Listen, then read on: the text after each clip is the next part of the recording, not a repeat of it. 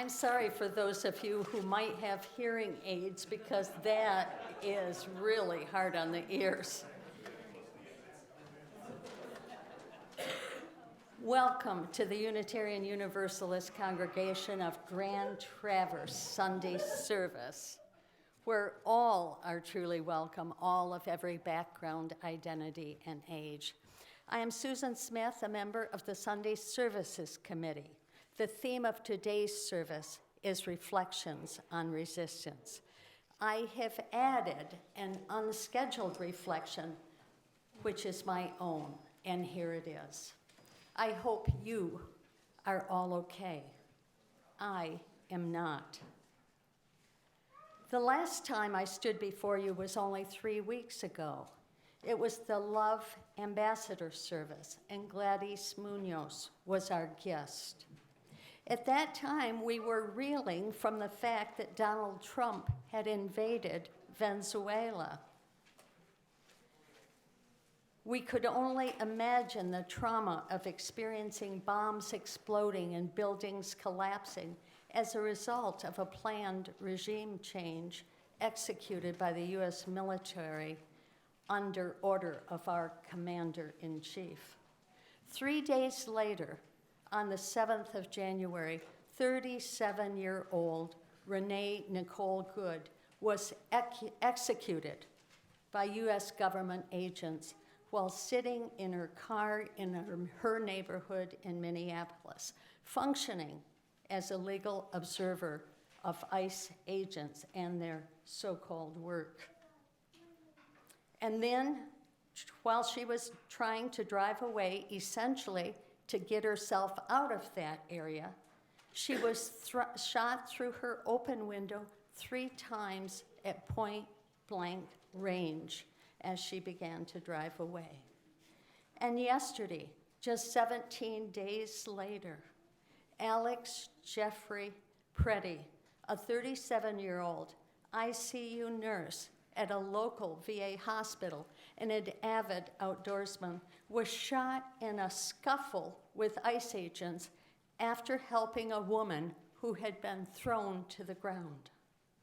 They say he had a gun, but none of the videos show it being raised or pointed at them. In fact, it was in the agent's own hands when one of the other ICE agents opened fire and shot multiple times, killing him, the same young man who had stopped to help a woman off the ground. As Michael Cohen wrote in a Substack, "My heart is broken, and I can't stop asking why. Why would anyone bring a firearm to a protest that everyone knew was volatile? Why put yourself and everyone around you in mortal danger when federal agents masked and militarized are already spoiling for confrontation? Why give them even the pretext they crave to unleash cruelty dressed up as law enforcement? And yet that question, why, Michael says, sits along another, heavier one that won't leave me alone. Why is this happening in America?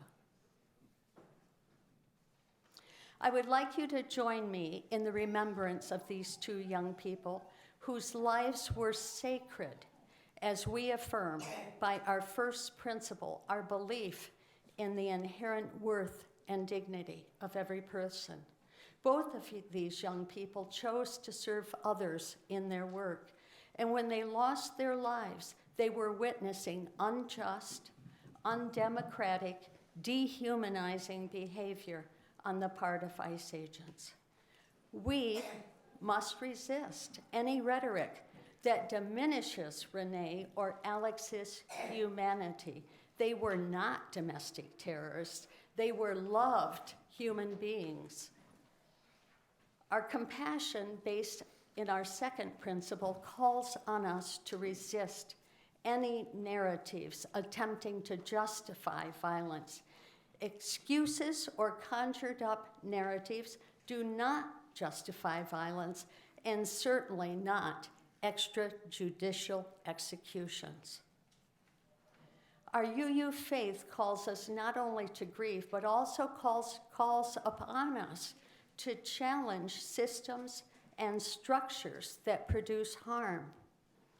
Therefore, we must demand transparency, accountability, and just processes in evaluating the use of lethal force by law enforcement.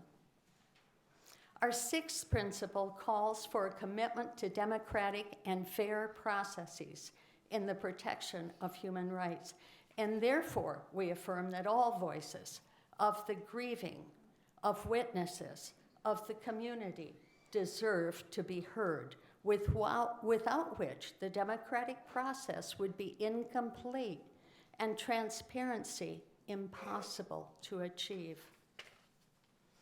Renee and Alex's families and loved ones' lives have been diminished by their loss. Renee and Alex will be missed forever.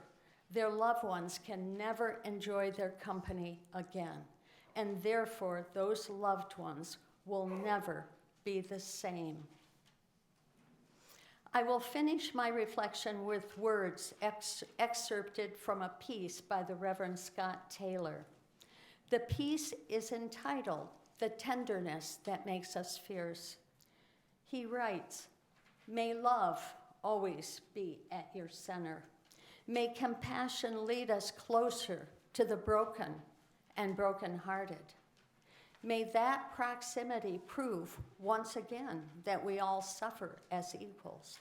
And may those shared struggles give us the courage to act, not just feel. To confront the cruelty, not be numbed by it. To protest, not just offer prayers. May the tenderness of our hearts make us fierce about fixing this world." Now, I have a couple of announcements that don't appear in your inserts. 3 weeks ago, at the end of the service, I announced a demonstration at Rotary Square to protest the U.S. invasion of Venezuela. My husband and I attended that demonstration, as did some of you. Today at 1 p.m., residents of Traverse City and beyond will again convene at Rotary Square across from the old post office. At 1:15, we will march clockwise, Union Street, north to Front Street, east on Front Street, then south on Park, then west on State and back to Union. Essentially one big square, repeated until the protest is over at 3 p.m. One other announcement. This week, our SEED program at UUCGT will be putting together care packages for kids and caregivers in the Twin Cities area, including art supplies, games, and self-care items. Yesterday, a man brought a package in, and at the time, I was clueless about this. I thought maybe he was in the wrong place, but it turns out he wasn't, thanks to Chelsea. The increased ICE presence and escalated tensions in Minneapolis and St. Paul have disrupted life for so many, and we have connected with a group at Emmanuel Lutheran Church who are providing child care and other resources for families in need. Please sign up via the QR code on the screen for whatever you are able to donate. If you have questions, please reach out to our Director of Lifelong Learning, Chelsea Bentley, who is leading this project.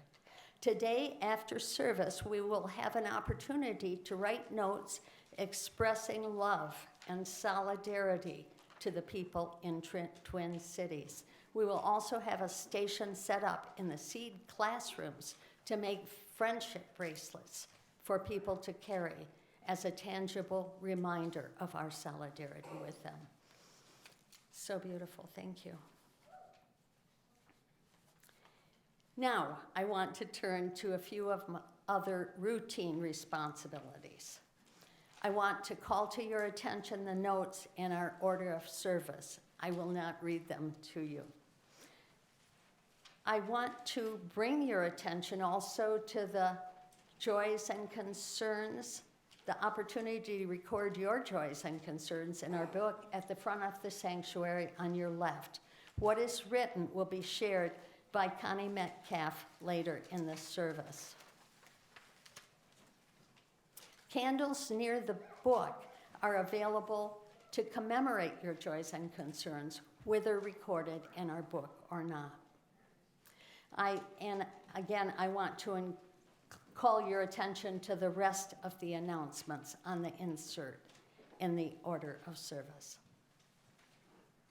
If there are visitors with us today, and this is an amazing turnout given the temperature outside and the slippery state of the roads.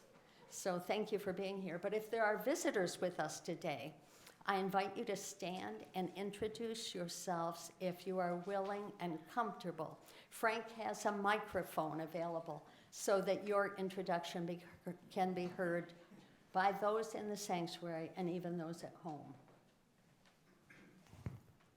Good morning. My name is Jonathan Roy Sophia, and I'm Anne Marie's cousin, and first time here in person. Welcome, Jonathan. And if you're new to our community, and I think, is there anyone else, by the way, that's new or, oh, great.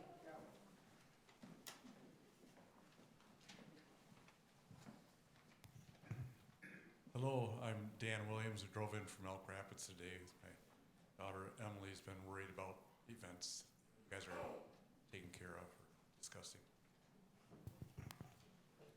I'm Dan's sister and Emily's aunt, Nikki, and I've been here for choir. This is my first time for a service. Thank you so much. Thank you both all for being here today. Anyone else? During our social hour following the service, we have yellow mugs available that will help us identify you and come over and get acquainted. So I hope you'll make use of those. And now let us turn our attention to our centering music. We're going to be doing something a little bit different today. I'm standing in front of you, but I really wish that I were sitting next to you, holding your hands. So, as we sing together, in solidarity, in collective grief, in support of our family and friends in Minnesota, I invite you to sing with me, to hold each other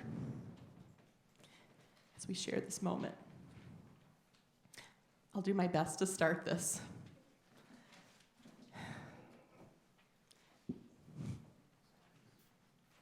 And you may join in when you feel so moved. Hold on, hold on, my dear ones, here comes the dawn. Hold on, hold on, my dear ones, here comes the dawn. Hold on, hold on, my dear ones, here comes the dawn. Stand as one. Stand as one. Stand as one. My dear ones, we will stand as one. Stand as one.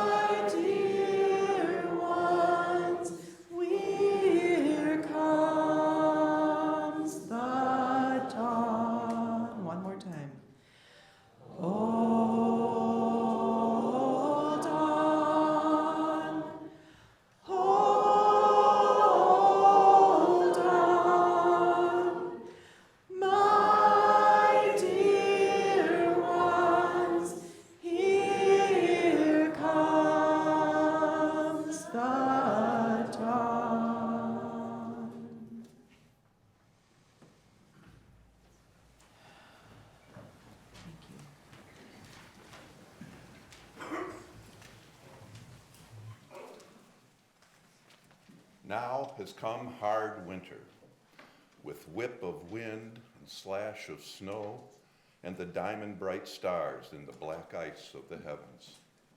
Just as we resist the season with shovel and scraper, wool and windbreaker, we embrace it with sled and snowboard, cocoa and comforter. Winter is here. Let us find warmth in our time here together. Friends, we gather in difficult times, times when resistance is demanded of us, but what do we resist? The cruelty, the injustice, or do we resist letting ourselves get swept up in it completely, swept up in the anger and fear? We'll hear from both sides on that issue of resistance today. I have here for an opening word a lamentation for the first 100 days of the administration. It's a lamentation certainly for the first year of the administration. I'll read it here. It was prepared by the organizing strategy team of the UU Association. Spirit of life, we gather with hearts broken open, souls aching, by the weight of the world, by the wounds of history, by the cruel persistence of injustice. How long, O Spirit, must our bodies be made into battlegrounds? How long must the earth be sacrificed at the altar of profit? How long must we abide by an economy of disposability where Black, Indigenous, people of color, transgender, and disabled lives are traded for another's right to exist, another's claim of safety? How long must this world run on stolen labor, stolen land, and stolen lives for the sake of greed and the lie of supremacy? We lament the silence that has stretched too long, the complicity woven into our comforts, the slowness of our response when urgency was demanded. We grieve the gap between our values and our actions, between the pragmatic and the prophetic. Forgive us for the times we have turned away. Forgive us when we have mistaken quiet for peace and civility and decorum for justice. But let this lament not be the end. Let our sorrow carve a space for resolve. Let our tears water the seeds of uprising. Let our faith rise from the ashes, not innocent, but braver, wiser, more centered in love. May we be a people who side with love. May we be a people who disrupt, who dismantle, and who dream. May we be a people who remember that we are always on the horizon of transformation, and there may we greet our collective liberation. May it be so. Blessed be, and let us worship together.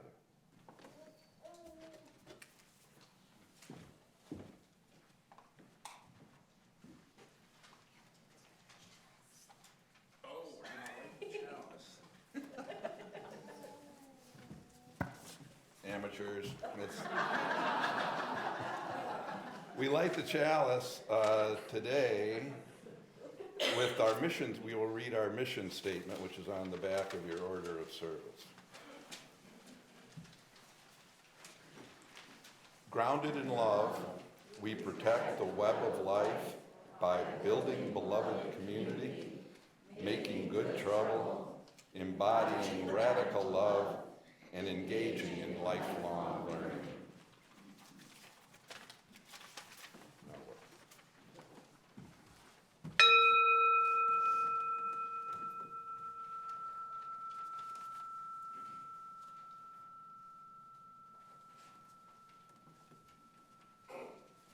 Would you please rise in body or in spirit and join me in singing our opening hymn this morning, number 119, Once to Every Soul and Nation.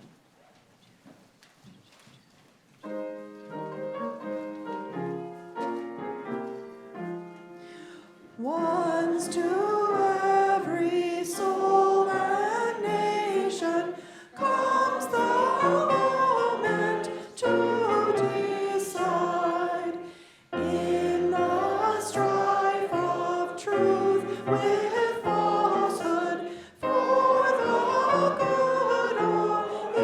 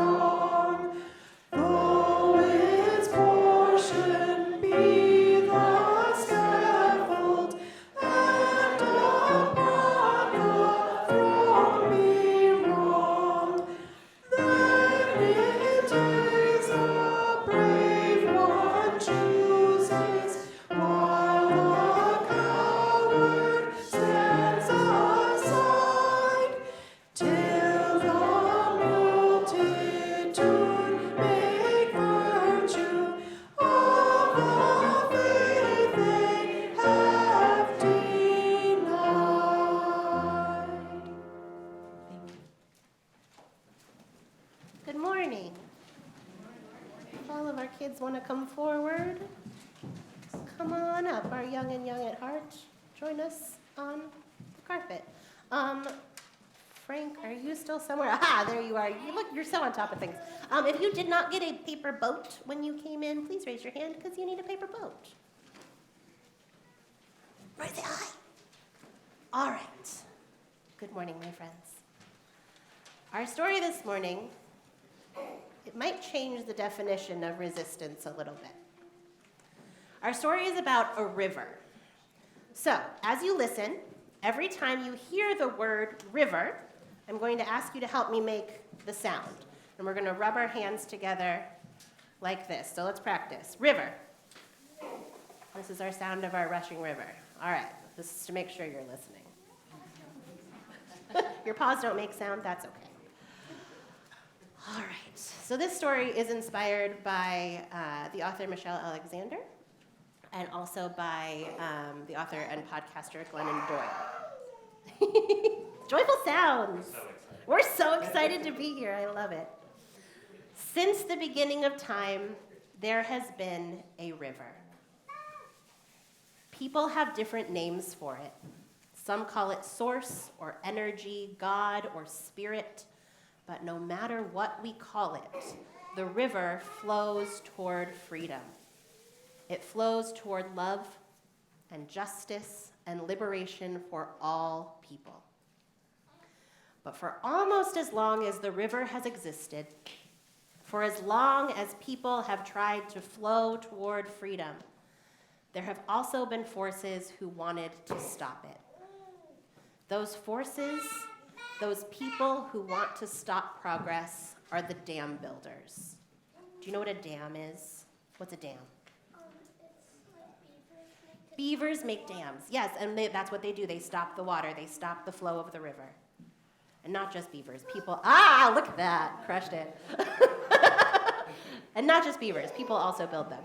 And they build them for different reasons. But their job is to stop the flow of the river. Ha-ha. Those dam builders, those people who are trying to stop the flow, they are the resistance.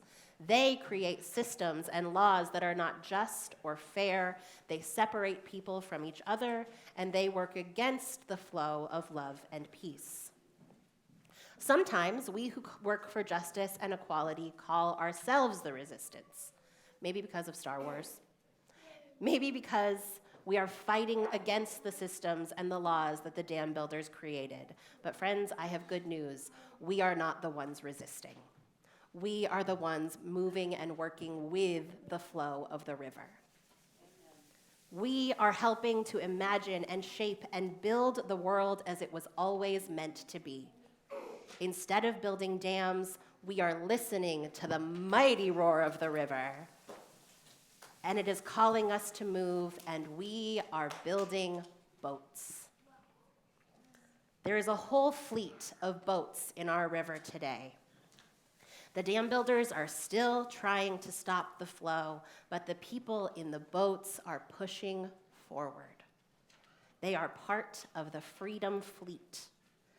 Every boat in this fleet has a name and a job. They are all working hard to help different people and to move down the river together. The boats all have brightly colored flags that say things like Black Lives Matter and immigrants belong here and protect trans youth and save our planet. What other boats are in the fleet? What else might their flags say? Healthcare for all. Grown-ups, you can shout it out too. Protect trans kids. Food security. Food security.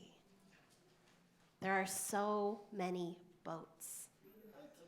Freedom of belief, more than we could ever name if we stayed here for the whole service.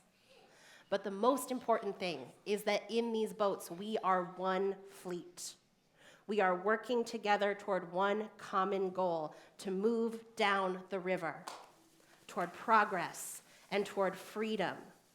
So there are all of these people working on all of these boats, and as we sail together, we call out to the other boats, and we say, go, go, go, we are with you. But there are also people who are still standing on the shore. They haven't decided yet if they will be dam builders or if they will get in the river and if they will join the Freedom Fleet. So while all the people on the boats are doing our work and helping people, our other job is to get the people off the shore to join us. And we don't do that by yelling at them. And we don't do that by calling them names. And we don't do that by saying, "Why haven't you gotten in a boat yet?" Even though, wow, we really want to sometimes. What we do is we invite the shore standers by showing them our joy. We show them how we love each other and how we take care of each other in community. We dance and we sing and we create art and we make life in the river irresistible. When the people on the shore see us and they see all of this and they are ready to join a boat, we say to them, "Welcome. We are so glad you are here." When you arrived this morning, you should have gotten a paper boat, or if you raised your hand, you should have gotten a paper boat. And if you are part of our Freedom Fleet, I invite you to write the name of your boat. What are you sailing on? What cause are you working on in the name of our collective liberation? Who are the people that you are breaking down the dams for? What does your flag say? And if your boat has a captain, be that a leader or an organization that has been in this fight for a long time and can help new people find their way, please add their name. Say, "Captain." We are here to learn from each other and to move down the river together. If the name of your boat and your captain came to you easily, I'm going to ask the kids to help collect them during our song so that we can put them together into one big Freedom Fleet. And if you need a little more time, feel free to hold on to it. And the mural, I guess, that we are making will be in the social hall, and you can add it to the river during coffee hour. And if you happen to be a shore stander here today who might feel ready to move into the river, we invite you to join us on one of our boats. Welcome aboard. We are glad you are here. Let's sing, my friends. And will you help collect the boats? Thank you. Chelsea, is there? Oh, does anybody want to help lead our Would like to song help lead instead the of song? collecting a boat? Huh?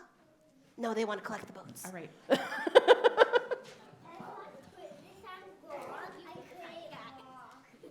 have a tiny hat. Apparently, I'm a captain now. Let's Go join ahead, together friends. and singing our children's song together.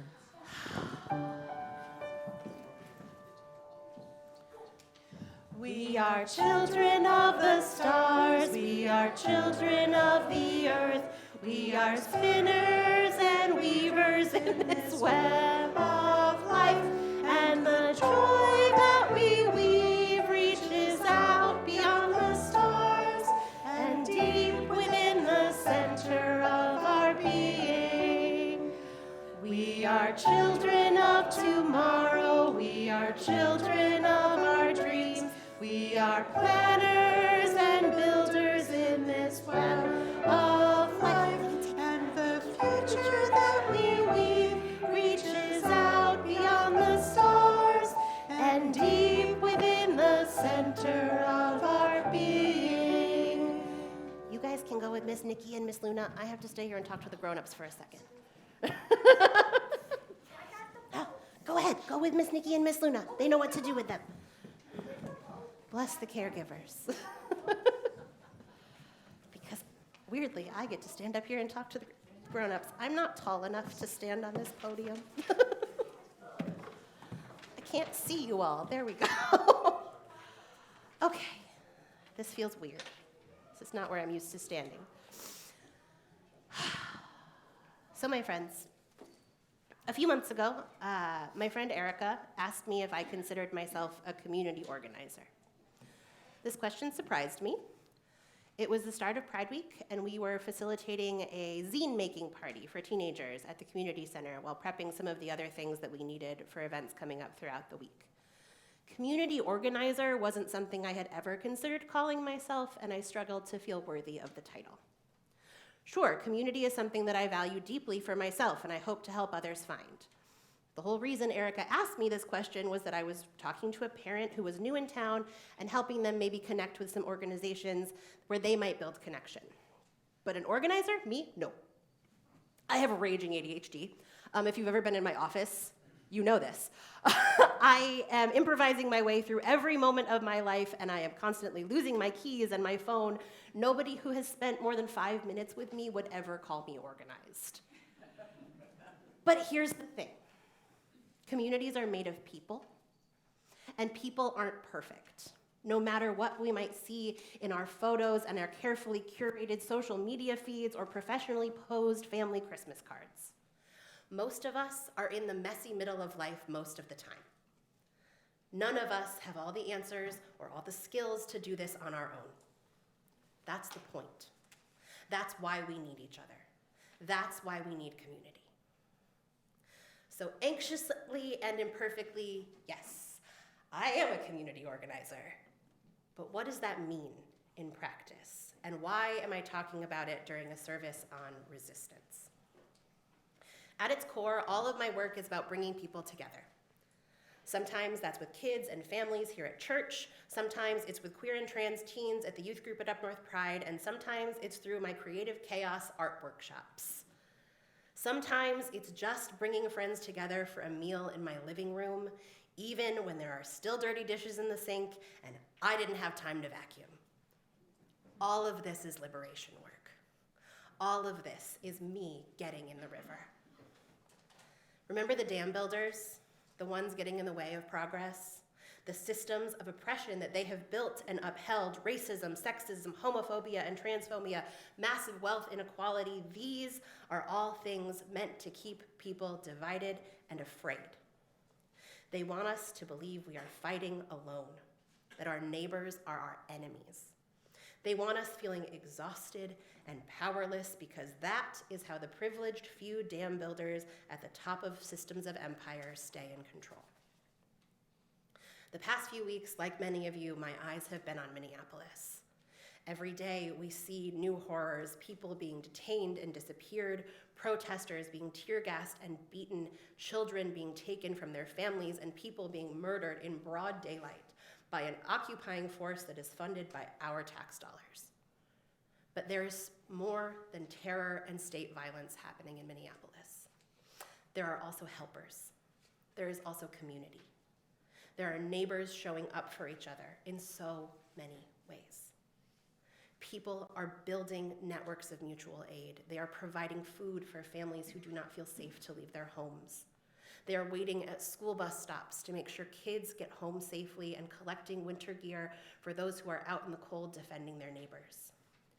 They are standing in the streets singing together. That song that we sang at the beginning of service was one of those songs, and they are making sure that everyone knows you are not alone. We've got you. So rather than letting fear and despair stop us or hold us back, may we look to the people of Minneapolis as our blueprint. Because we know terror and violence is not going to stop there, or in Chicago, or in LA, or in Portland. We know they are coming for us and for our neighbors too. But we also know that love is stronger than hate. We know that there are more of us than there are of them, and we know that the river is stronger than any dam they could build. This is the time to start building community. This is the time to start creating networks of care and getting to know our neighbors. Before we need it. Build it before we need it. Let it be messy, let it be imperfect, and let it be deeply human. Because we are the ones we have been waiting for. We belong to each other, and we keep us safe. Thank you.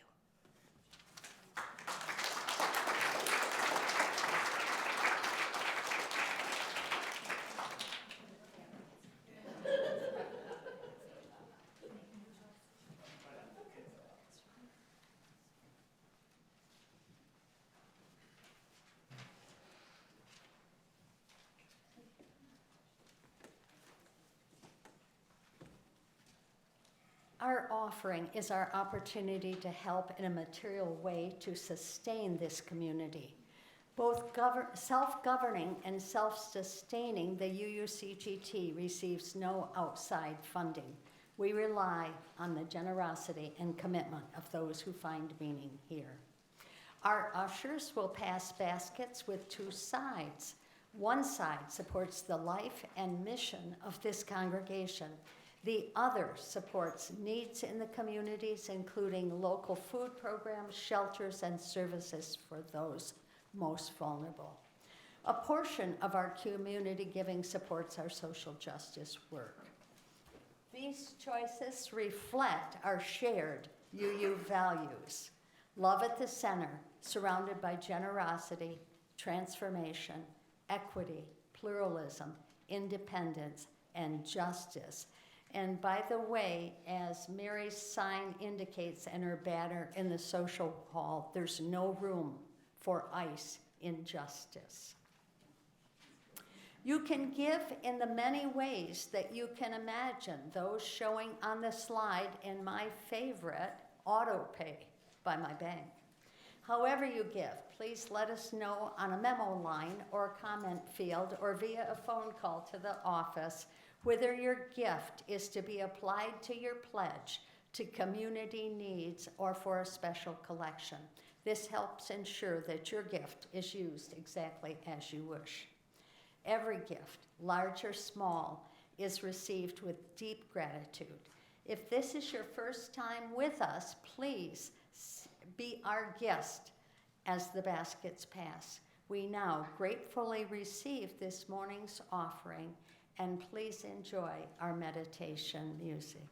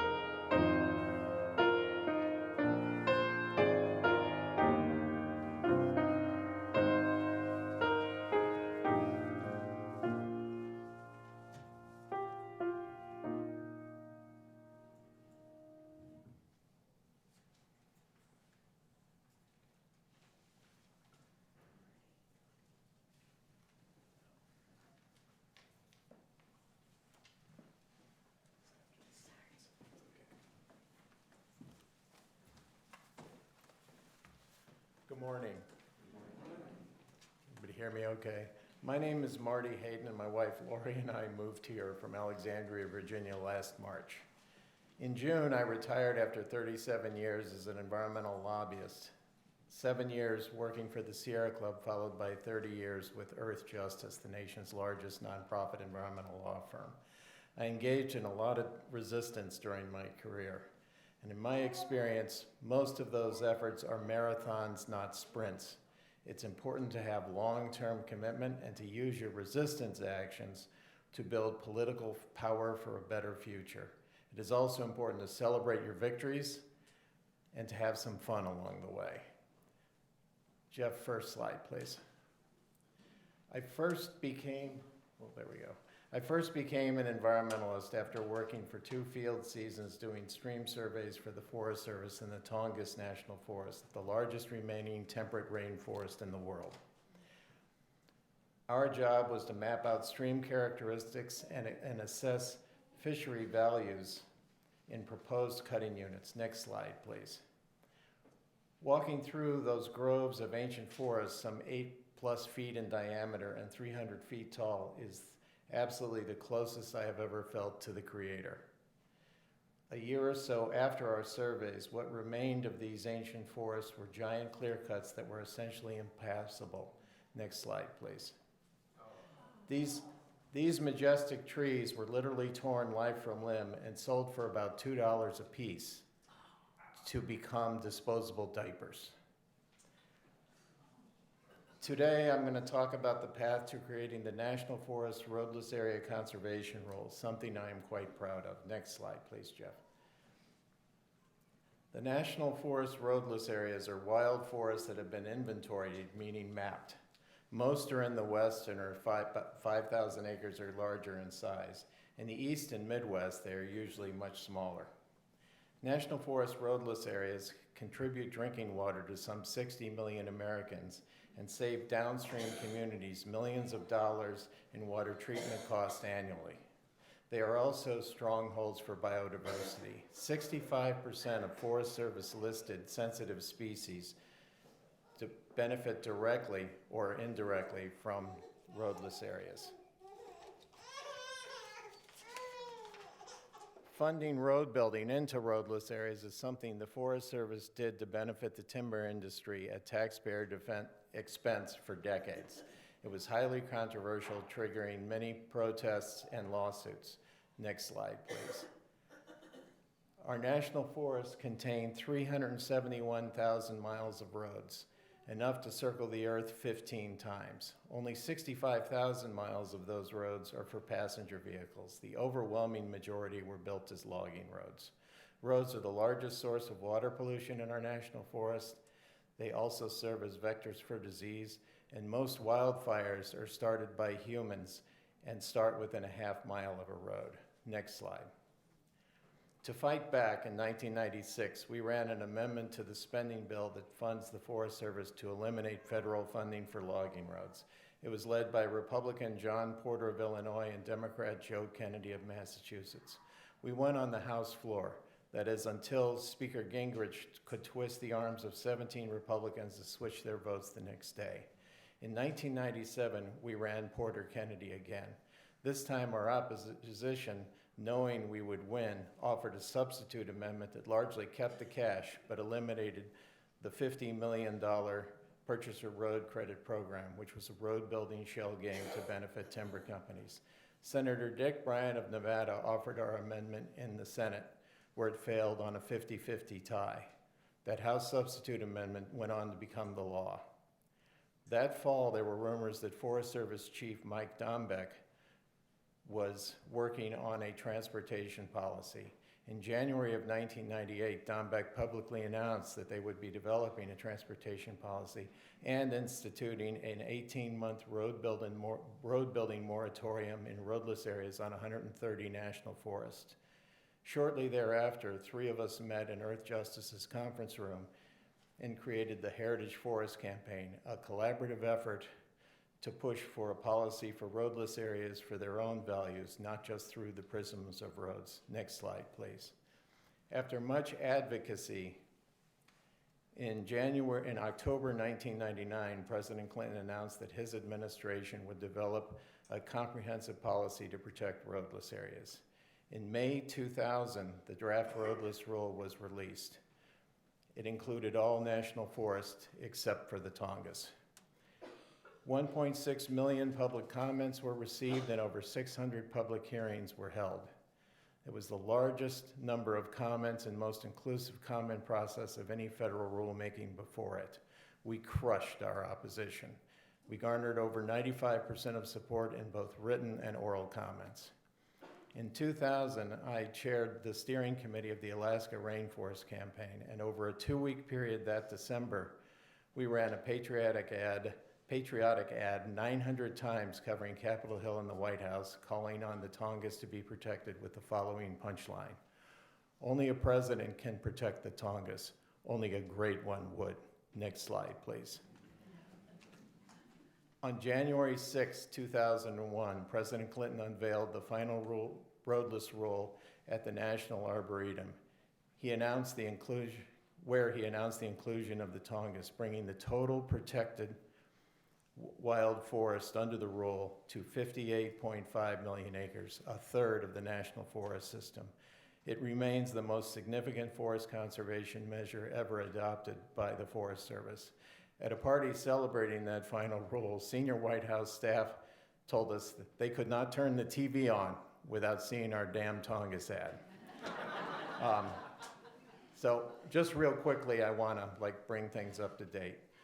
So this was the creation of the rule. Since then, we have been resisting efforts to weaken it and roll it back, which happened under Bush, happened under Clinton 1, and we ultimately prevailed on both. And right now, we're going to have to do it again. Because in August, the Trump administration announced that they're going to do a rulemaking to repeal the roadless rule. They had like a 2-week comment period and it generated 500,000 comments. They obviously won't share how those came out, but I got a good feeling. They're supposed to come out with a draft rule in March and a final rule by the end of the year. So it is not over, but we'll see them in court, among other things. That's it.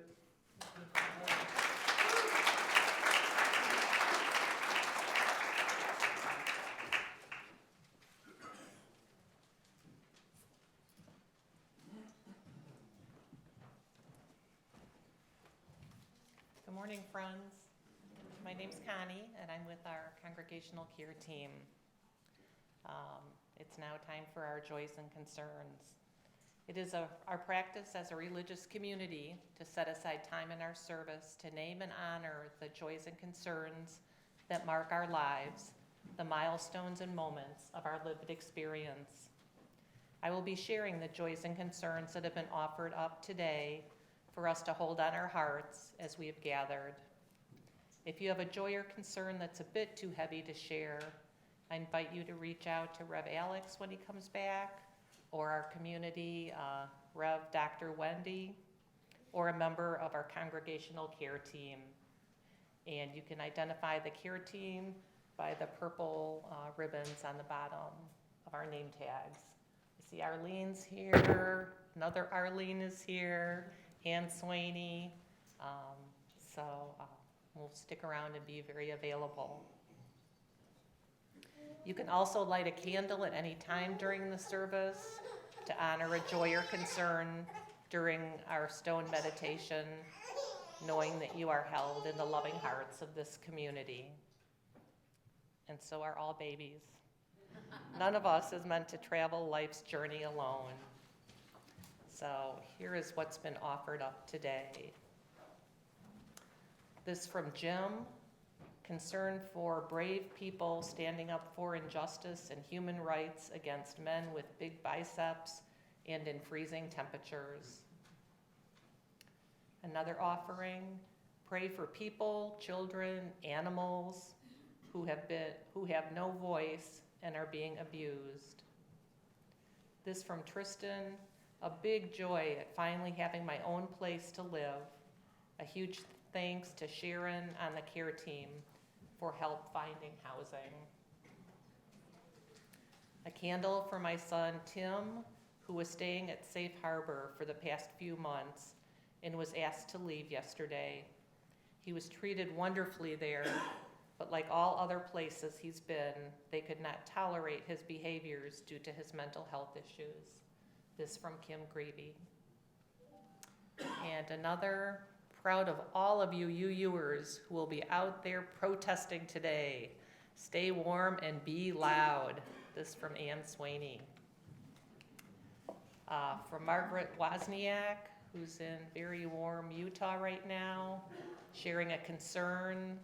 The president has nominated a former oil executive, an anti-public lands advocate, to head the Bureau of Land Management. This should be a concern to everyone in the country. His name is Steve Pierce. Pierce spelled P-E-A-R-C-E. We can write our senators to oppose his nomination. Please do. And this last offering from Millie Putz. Please keep my sister, Fleta Brown, in your thoughts as she undergoes extensive back surgery on Tuesday.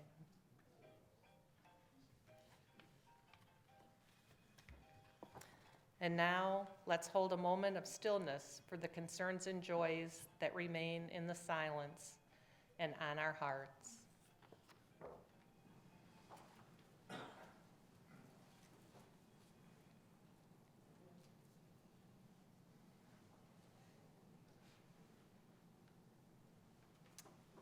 And now it's time for our stone meditation. Friends, as we continue with our time of joys and concerns, we now open our time for this. If you feel moved, you're invited to come up forward to take a stone and place it in the bowl of water. This is not a time for words, but for a chance to bring what is on your heart into our circle of community, trusting that it is held in love and care. As you feel ready, please come forward.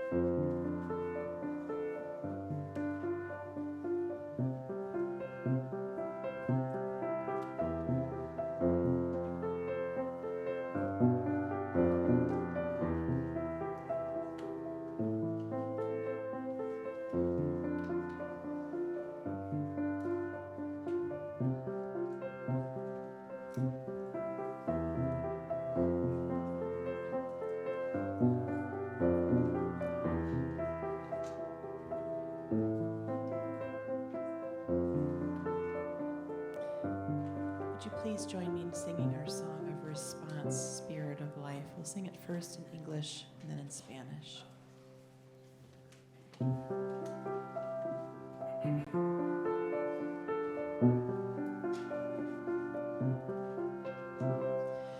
Spirit of life, come unto me. Sing in my heart all the stirrings of compassion. Blow in the wind, rise in the sea, move in the hand, giving life the shape of justice. Roots hold me close, wings set me free. Spirit of life, come to me, come to me. Fuente del amor, ven hacia mí.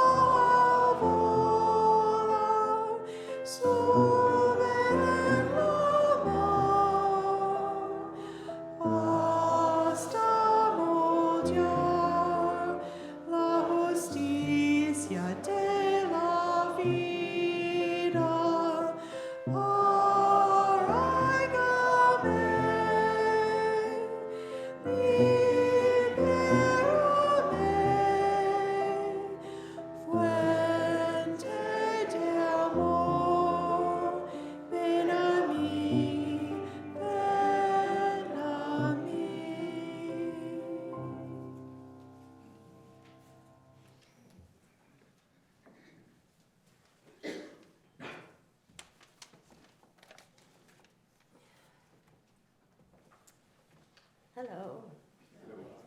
I'm Susan Leo, one of our Soul Matters facilitators, trying to build community through small groups. This month's Soul Matters packet on practicing resistance was a particularly rich one for me. Living alone now and not professionally working or bringing up children, the territory of resistance I'm working on day to day revolves on internal work. The only ones who know I'm doing it are myself and a very close circle of friends, and now all of you, because I'm telling you. This work feeds me, and I see results in the relationships I engage in. I have an image I would like to pick for the type of resistance work I am often doing now, and it is a Galileo thermometer. Only one that is infinitely large and contains my little glass bubble and everyone else's. You are each one of those bubbles, as well as everybody out there. This container holds us all, and I can find myself not liking the position I find myself in. I can spend a lot of energy trying to control the liquid around me, trying to force the configurations around me to be the right ones. I often think I know better where I should be in the liquid and where others should position themselves around me. I can put so much energy into getting family and friends close by and the people I don't like and I don't trust further away.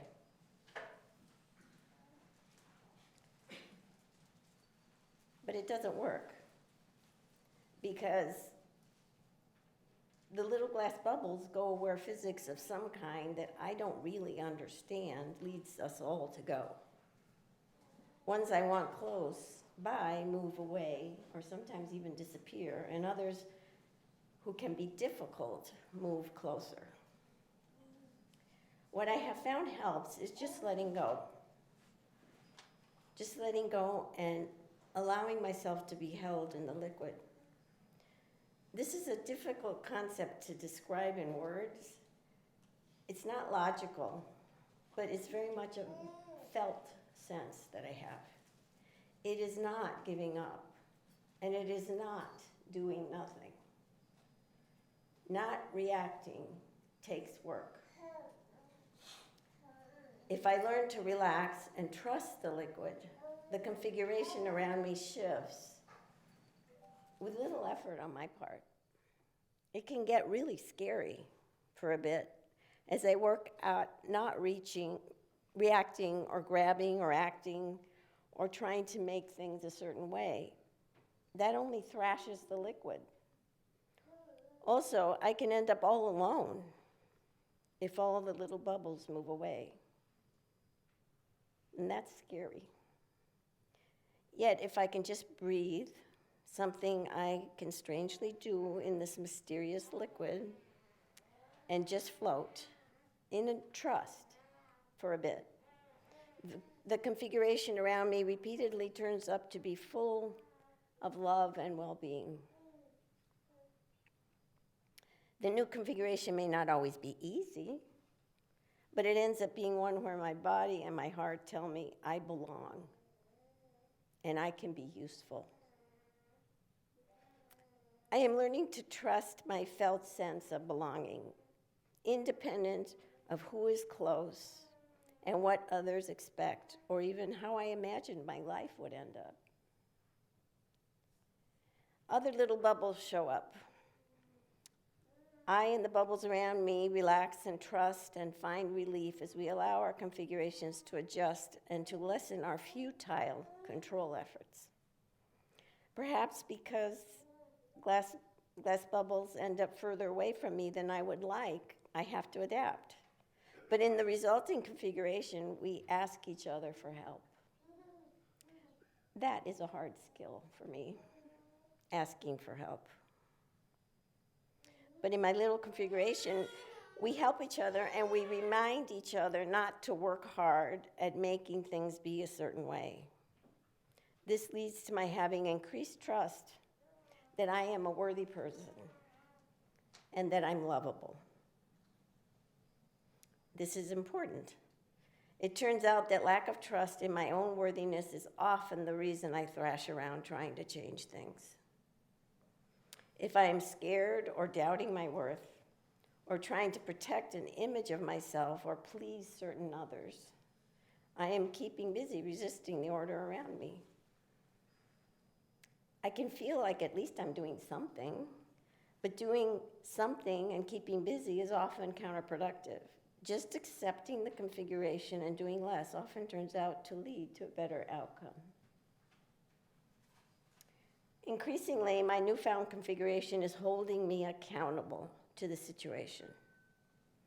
My configuration lives in covenant, just like our covenant states here at UUCGT on the back of our order of service. My studies and lifelong experiences, and now my configuration in the liquid, remind me that change comes from little places. Small acts and interactions count a lot. I do not want to feel small or unworthy because the actions I make at this point in my journey aren't obvious or big. So, in the spirit of the new year and my intentions for the coming months, I've chosen my word for now. That was one of the exercises in the Soul Matters packet. And I've chosen that word to be float. I've made it into an acronym, and it's on my refrigerator. F is for faith. Faith in the liquid that holds me and connects me with others, whatever you want to call it. There are people in my little configuration now in life that call it God, spirit, nature, soul, universe, love. L is for love. Friendliness, warmth, goodwill, appreciation, non-judgment of those that come near and attempt to stay for a little while or a long while. O is for own what is mine to work on and release what I am not meant to control. I can work on my desire to thrash around, my reactivity, my fears, my loneliness, not anybody else's. Others can distance or stay close. It's not up to me. A is for allow. Allow others to own their own possibly counterproductive turmoil while figuring out life for themselves. I can love them. I can encourage them to float, but I can't fix their thrashing about. And T is for testing. Testing this approach over and over again, remembering not to expend counterproductive energy, grab onto others, blame others, shame others when I am lonely or scared. These efforts drive people away, or worse, solidify them in their views.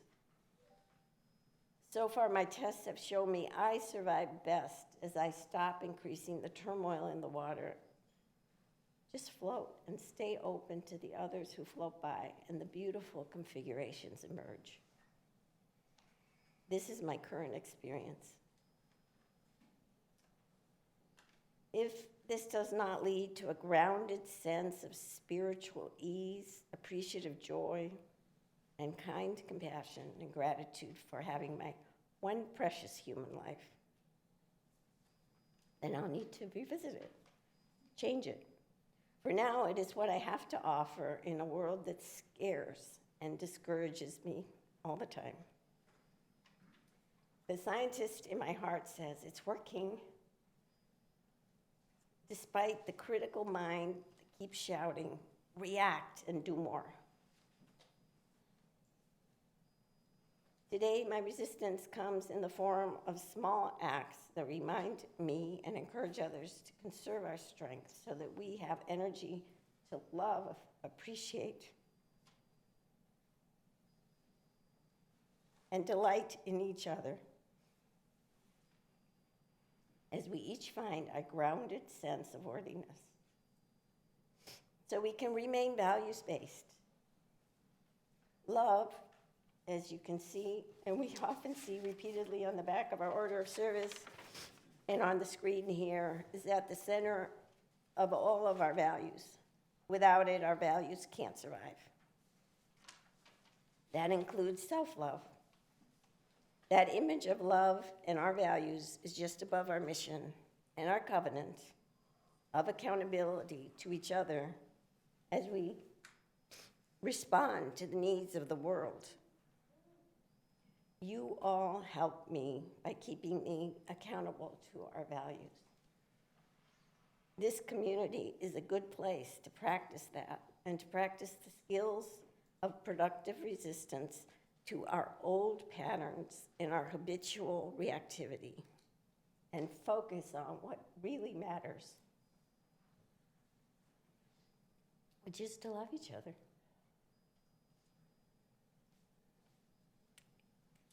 I hope this has made some sense to you, and I really thank you for being here for me.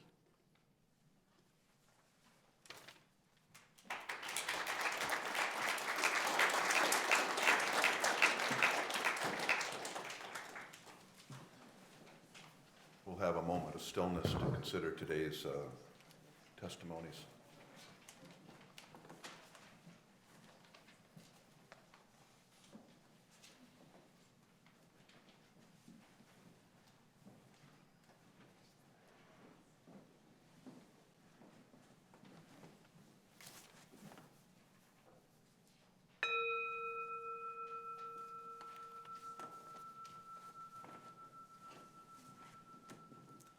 Would you please rise in body or in spirit and join us in singing our closing song from Emma's Revolution, Keep On Moving Forward.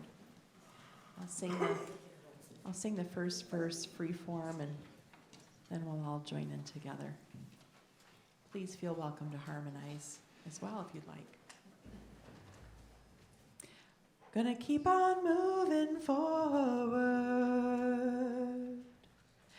Keep on moving forward. Keep on moving forward. Never turning back. Never turning back.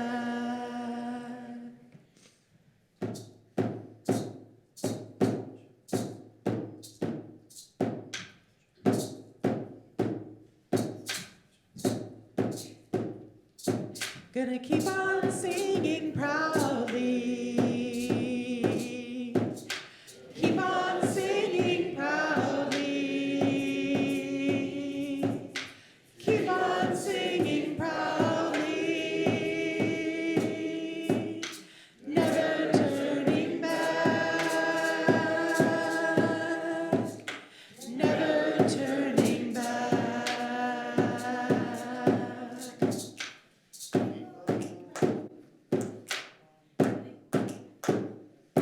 Gonna keep on loving boldly. Keep on loving boldly. Keep on loving boldly. Never turning back. Never turning back.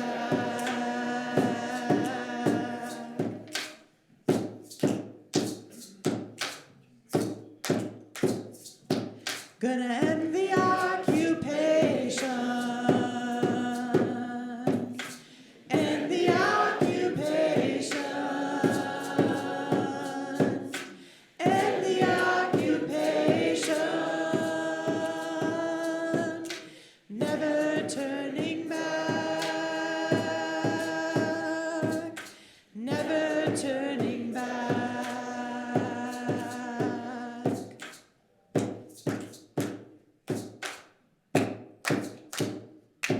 Gonna keep on moving forward. Keep on moving forward. Keep on moving forward. Never turning back.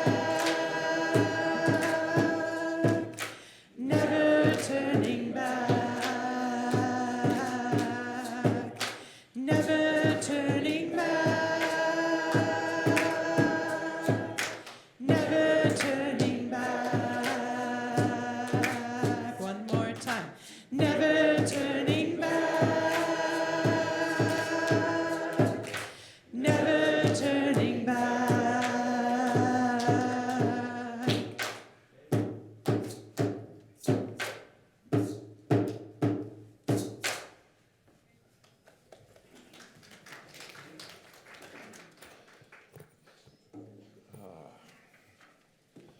We have to resist. It's in our bones. We just have to. We're UUs. But what do we resist? What do we resist? The cruelty, the injustice, of course.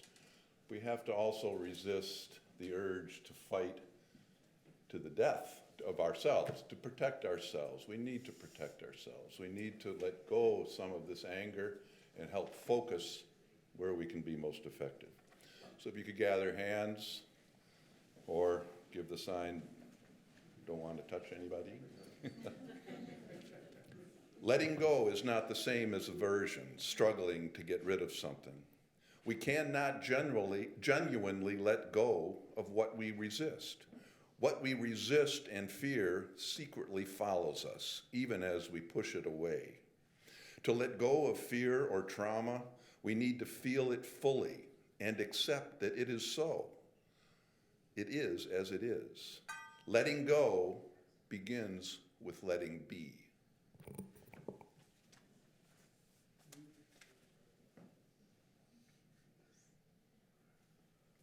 Go in peace. Give a little squeeze. See you at Rotary Square.